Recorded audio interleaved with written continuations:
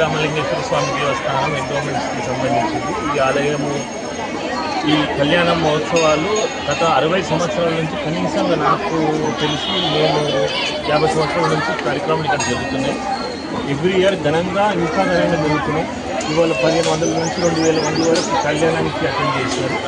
వీళ్ళందరికీ కళ్యాణం దగ్గర నుంచి విశేష పూజలు, సాయంత్రం ఊరేగింపు, మధ్యాహ్నం కళ్యాణం, మళ్ళీ అన్నదానం కార్యక్రమం కూడా అవుతున్నారు.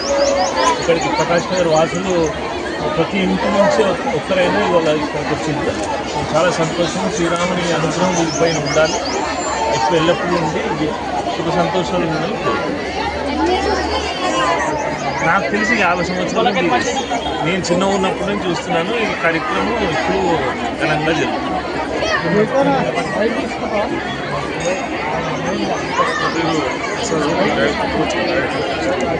అందరికీ ముందుగా శ్రీరాములు ఈరోజు ఈ వాతావరణం చూస్తుంటే మన ఇంట్లో అయితే ఏ విధంగా కళ్యాణం చేసుకుంటామో ఆ విధంగా ప్రతి ఒక్కరు కూడా శ్రీరాముల వారి కళ్యాణం పెట్టుకొని ఆయన యొక్క కార్యక్రమాన్ని ఇంత మంచిగా చేస్తున్నందుకు కాలనీ వాసులకు, ఈ బ్యాగంపల్లి ప్రజలకు అందరికీ కూడా ధన్యవాదాలు.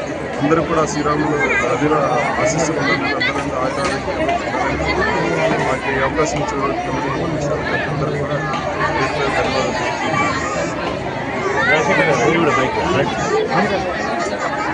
అడిగినప్పుడు ఎప్పుడు బండిలో రండి. అడిగినప్పుడు ఎప్పుడు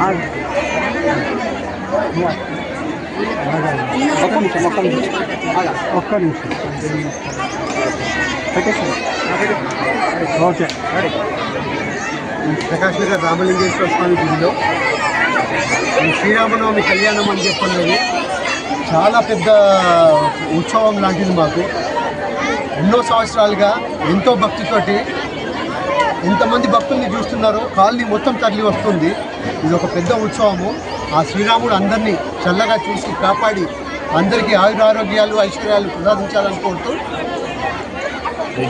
జై శ్రీరామ్. ఇక్కడ ఏర్పాట్లు ఎట్లా ఉంది? ఇక్కడ ఏర్పాట్లు ఎట్లా ఉంది? ప్రతిసారి ఏర్పాట్ల కంటే ఈసారి ఇంకా దిగ్విజయంగా జరిగింది. విశాల్ సుధన్ గారు పర్సనల్ ఇంట్రెస్ట్ తీసుకున్నారు కాబట్టి సంతోషం.